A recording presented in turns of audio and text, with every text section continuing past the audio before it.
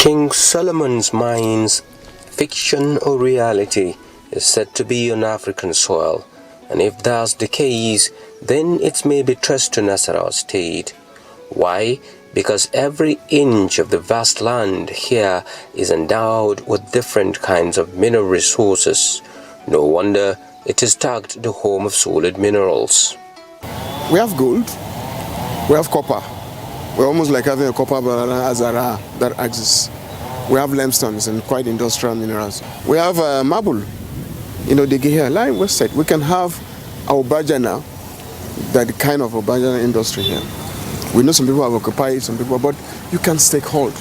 So if you take your gold, your lead zinc too is very good. From your lithium to gold to copper and to lead zinc. If you can even take those five and then tantalite, tin, coltan, it's a very strong market now. We have one part of Odige, I'm telling you, we do have.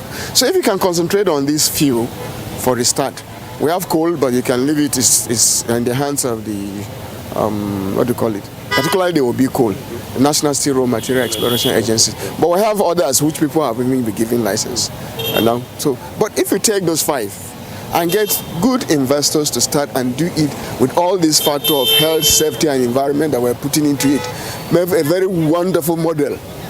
I want to believe that we'll go a long way. But just like every other endowment, the pros come with cons, and separating the grains from the sand takes our crew to a number of places where these natural resources are explored.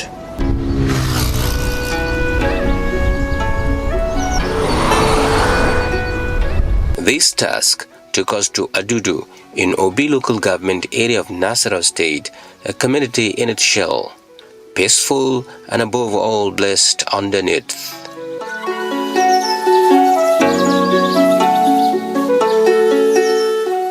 We're given a rare opportunity to have a first-hand experience of what goes down under the ground. We, however, began sniffing from above. What appears like a rail track turns out to be the gateway to one of the biggest mines in the community. Walking down the slope that delivers the miners into the mines, my eyes were on the walls of the gateway, and there were the teasers of the platform of the variety of solid minerals stuck in the mines.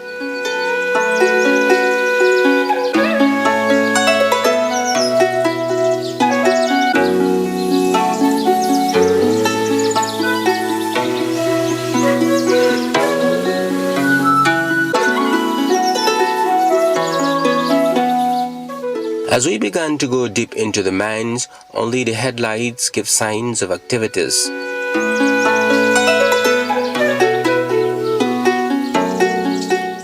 One of the headlights kept coming closer until we met the young miners and the heroes of the pits.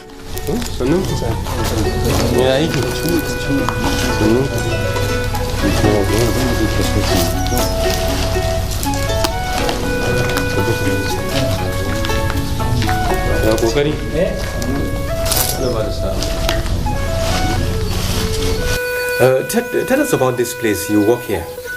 We do mining work. We come out this thing totally and zinc inside every day. Okay. So how is the work? How would the work be? And the work so far they inside the work, but so the manager every day. Like something like gas, they inside. If gas come, in the field kill person man inside the gas, and they enter your nose and your brain. The thing they your body they come weak all inside. And this thing in the only nobody they touch about in the cut fall down. Even this one man na so in fall for here. But at least in a day they come out like how many tons?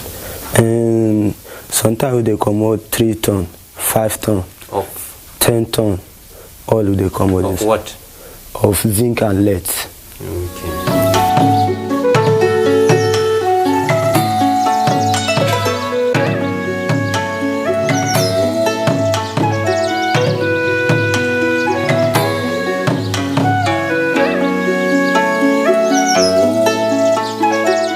Like the catches of the fishermen, so the precious stones are dug out without segregation, but most importantly, the way which is at every corner of the pit. About 500 meters into the pit, you can see here the young miners have even a place where, they spend their time, maybe the whole day, and rest. But down here again, if you move on, going through the pit, you can see there are some other, young miners, going right inside to continue to source for mineral resources. It's a diversion here. You can either follow here or the other way there into the main mine, which is deep down inside. You can even hear the noise of a machine working, inside. Well, as a newcomer here, I can feel it in my body that, the temperature here is quite different from where I'm coming from. And as far as I'm concerned, this is as far as I can go. Now I have to move out of this pit to another one to see exactly what is going on. Follow us. Again, we faced the dark path of the mines out. The sun rays by the gateway, a sigh of relief.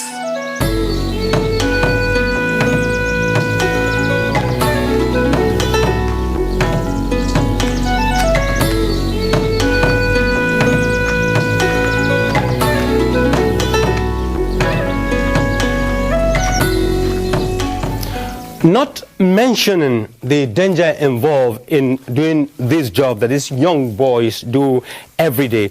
A day walking down into this pit is like walking or working out in a gym for a whole day. But this is what these boys do, and they do it perfectly. Imagine, taking out the mineral resources from the pit and climbing up towards this place. It's not an easy job. A tip of the iceberg of the day in the office for the miners.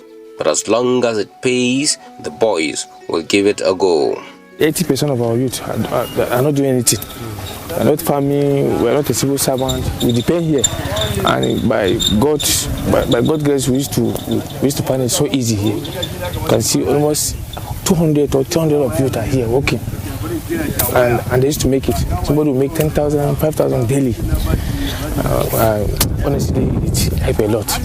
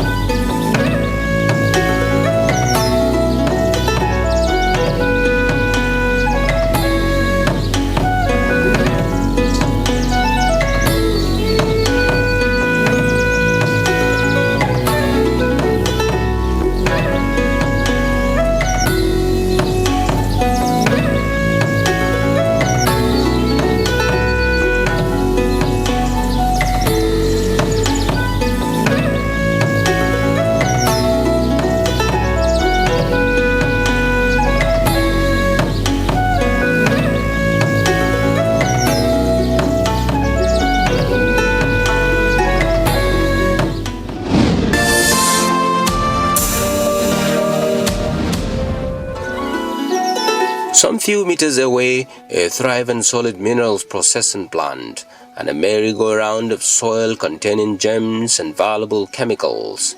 The mineral I'm holding here is a type of mica. And mica, we have many types of mica. And certain micas are associated with certain base metals. This particular one is Gilbertite mica. It's associated usually with tantalite. And It has several uses. Number one, you could use it for capacitors. If you know your electronics, you see something, when you break, you see something.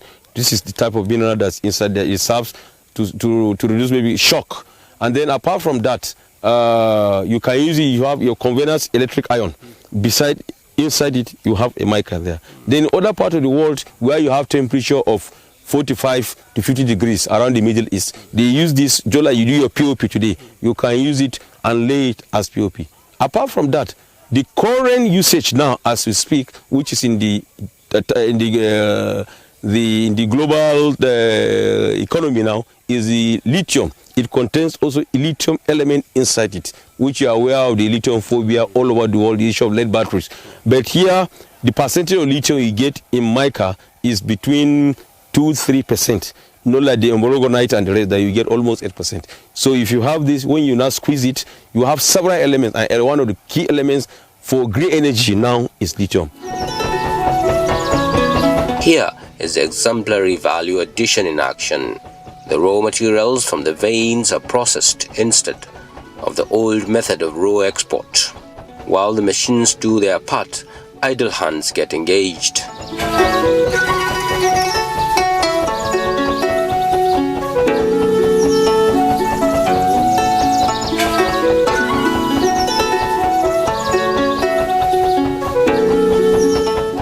After processing the precious, there is what we will call solid waste like this one. But the technical name for something like this is gank. It means this may appear to be a waste, but again in the near future, it can also come as another precious material. So you can see it as a waste, but in subsequent years, it can become another form of a precious solid mineral. One of the major problems is having the bankable data on each of these mineral deposits that we have. I know that the geological survey have tried to look at some green area and try to flow in, try to zero in where they can do detailed work. There is no way you can come in to invest if there's no bankable data. And it involves exploration, and it takes time and energy and resources to be able to quantify it and know what quality of these resources you have for each mineral type. Takes some time and some funds. If we do that, fine. And like I said, the policies is wonderful. Once we're able to do that, I am very sure that the process can actually start. There are some global ones that are like the gold in the West.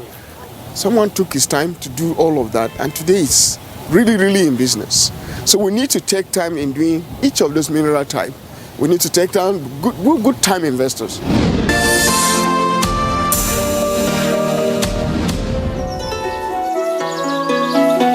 We headed to another community in Kokana local government area. Here the flip side of mining threatening. Abandoned mines widening their banks filled with water turned to bathtubs, but taking lives of the young, especially where primary school is the neighbor. Behind me you can see more like a sort of an artificial crater that was created due to open cast mining of beryl, tantalite, tourmaline, and then so many types of micas, from muscovite to biotite to glaucophyte, and then up to the gilbertite, which is associated with tantalite. But unfortunately, this particular area, the mining practice that I've been doing here since time immemorial for the past 100 years is indiscriminate.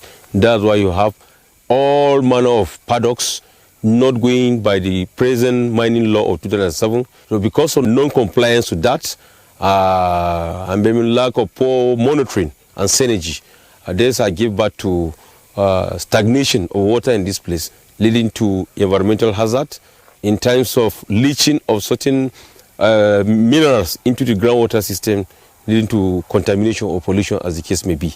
Apart from that, some animals, because as you see it, you can see this, the slope is steep, and once any animal comes here, he can slip and then fall inside. And the depth to the benthic zone is almost about 15-20 meters. So you can imagine, and we don't have technology to come and bring somebody out. And unfortunately, again, when you have this kind of condition or the kind of minerals in this area, they tend to undergo alteration at that step. They create sort of clay. So if somebody falls down without weight, you're going to go down, sink in that place. That's one. Then this place is very close to a primary school, which we are close by, less than about 50 meters to school. And you are having this kind of open kind of danger. Almost you are meeting the death. And this is a primary school where you have children of between 5 to 10 years school age. And they could be having that kind of temptation. Why not thinking that maybe it's even a swimming pool? So because of that, a lot of children, even adults, have fell in this place, causing a lot of havoc. So there is a need for us to be able to imbibe standard mining practice so that all this ecological problem is going to be nipped in the bud. Just walking by this abandoned crater, which they said has been active in the 70s, 80s, I could just bend down and start picking some mineral resources. Here you could see clearly. And it means that this community has a lot of these underground. And a lot of this underground is also bringing a lot of trouble to members of this community.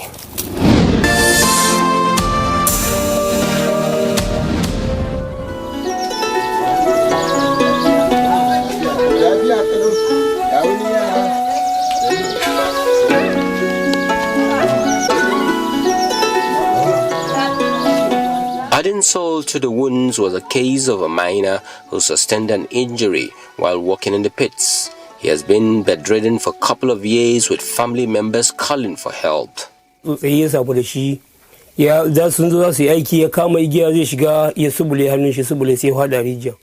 came to work at a certain mines. As he was about to roll down into the mines by the rope, he slipped off and fall inside. That was where he sustained a back injury. He was brought out lifeless. 6 years now, he has been on the bed, while the owner of the mine declined to help. Is there any possibility of mass casualty in the mines? I asked. This is given the manner in which many of the miners operate. There are a lot of people that have been affected. I don't even know they get here. There are people who have been buried and looking for the team because of the loose sand. They've been buried. It was never reported. Not once, not twice. So those ones, these are even physical immediate death. Then the issue of the lead zinc and Adudu, we're lucky because of the geologic environment. Otherwise, a similar thing that could happen. I've been there before. They've just mined this thing, and then the water is being thrown away. And that is not too good. I have drawn their attention to it because this has lead. It has some component in it. So along the stream, and some of these things comes in. The Zamfara it was multiplying. It was a shallow base. The water they were using, the pestle and mortar they were using, so it affected that, and the animals too were also affected. So it became a problem. So such poison cases exist, and that's why we're saying the environmental component of mining is critical. You have your data bank, you must have a pre-feasibility study of the environmental impact assessment during and even post. Because after the mining, you must make sure that these things are clear and feasible. If we're going to use the water for pond or for either agri or anything, the water must be reasonable to that.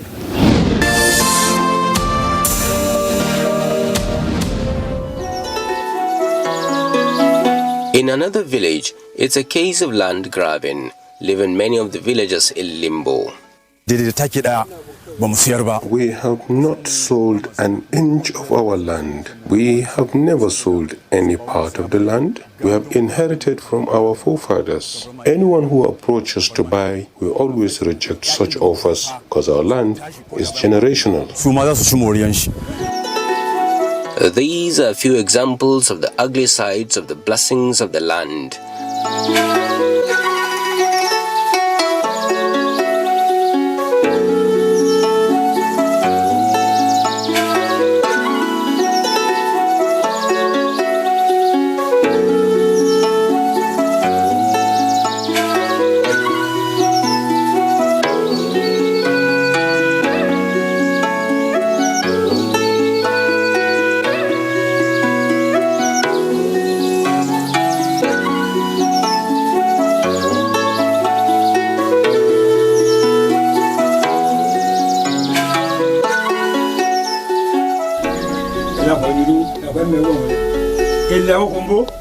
But then we had a close call with the rainmakers of Kana.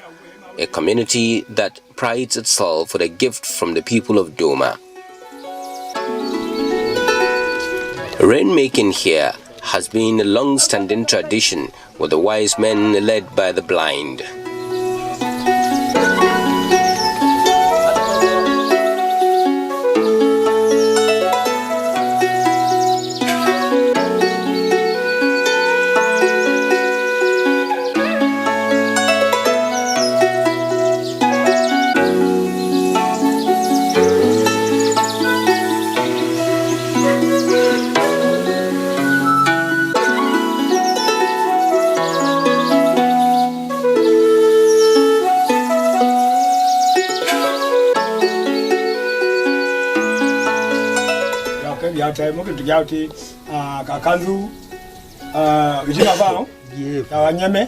What's the relationship between the people of Kana and those of the Doma that even led to this thing? Doma, the relationship, we are together. We are all one. We are all family. So as our people move from Doma, they are moved to a certain area. So from there they have to give, they now request for at least we are going that place, so we need to help other people from that 18th village. So they now request, and the Doma people now start for the. It's not everybody, the family. It's a certain family. Like here, we're here now. A combination of different types of rocks and series of sacrifices is all that is needed to make rainfall or stop it. Even the thunder can be invoked or revoked. It takes only the choice of a particular rock which the gods have given the will. My brother, when he was alive, and when we were in the farm with him, he walked down the stream. Something leads to another. I will just tell you that our people don't make farm until they make sure they have stream where they will drink. So he just went down. That thing was, at that time he was in the town farm, all these small things were with him over there. He would just look for a big tree and put this thing there. So he went and made some consultation. Before he came back to the whole place was dark, and it started raining. And this rain was only in our farm. No more knowledge. It didn't touch any place. And for the exact time, maybe he wanted that time, the thing stopped. This one, I had this experience myself. I saw this thing with my two eyes, not some people telling me. So I say, so this thing is wonderful. But as small as I was, I couldn't ask him questions. When we were about to say goodbye to Kana, we then realized that its association with the rocks is to its umbilical cord, and that has not only given the people the ability to make rain fall, but a shield for generation.